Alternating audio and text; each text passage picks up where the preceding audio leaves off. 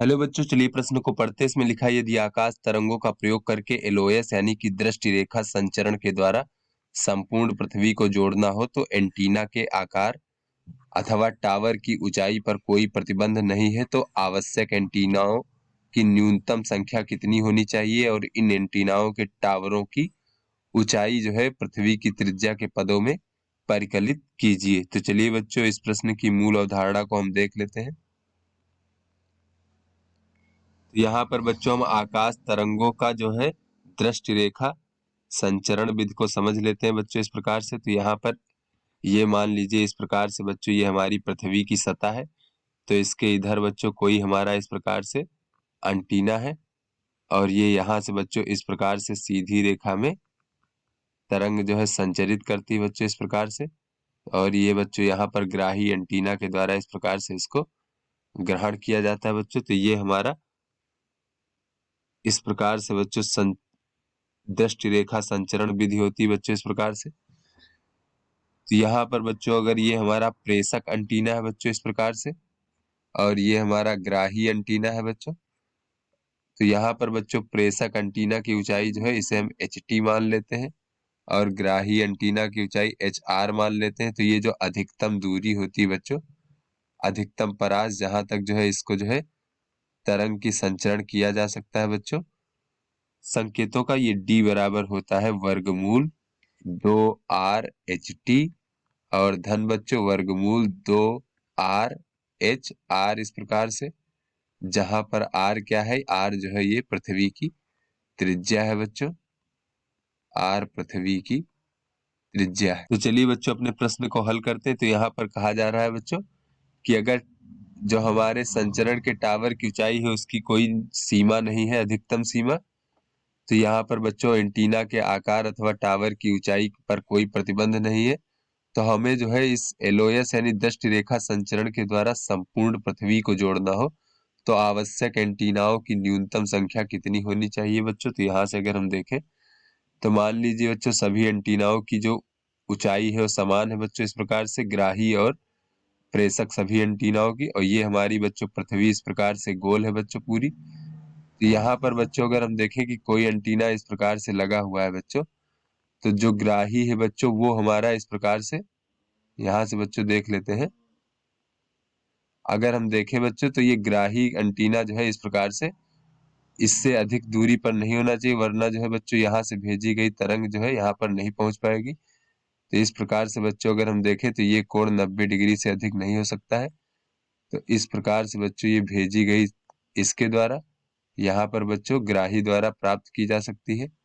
तो इसी प्रकार से बच्चों अगर हम देखें तो इस तरीके से चारों तरफ जो है कम से कम ये एंटीना अवश्य होने चाहिए बच्चों। तो इस प्रकार से ये हमारा जो है सभी पृथ्वी पर जो है इस प्रकार से दृष्टि रेखा संचरण के द्वारा जो है तरंगों को भेजा जा सकता है, आकाश तरंगों को।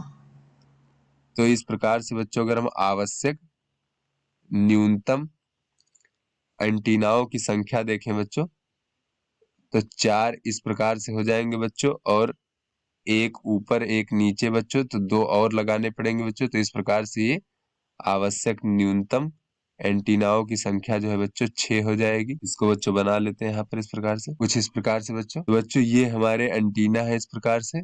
तो 1 2 और 3 और 4 बच्चों। तो एक हमारा यहाँ पर ऊपर लगाना होगा बच्चों और एक इसके पीछे बच्चों नीचे की ओर इस प्रकार से, जिससे पूरी पृथ्वी को कवर किया जा सके बच्चों, उसको जो है सभी जगह पर संचरित कराया जा सके। तो पृथ्वी संपूर्ण पृथ्वी को जोड़ने के लिए जो है बच्चों, संपूर्ण पृथ्वी को जोड़ने के लिए आवश्यक न्यूनतम जो एंटीनाओं का संख्या होगा बच्चों, एंटीनाओं की संख्या 6 होगी इस प्रकार से। अब बच्चों यहाँ पर देख लेते हैं कि ये जो एंटीना की ऊंचाई है वो कितनी होगी बच्चों। तो यहाँ पर सभी की ऊंचाई समान है बच्चों, तो यहाँ पर ऊंचाई हमने h माना है बच्चों और इस h को ही ज्ञात करना है। तो यहाँ पर बच्चों ये जो हो जाएगा ये पृथ्वी की त्रिज्या r हो जाएगी बच्चों इस प्रकार से।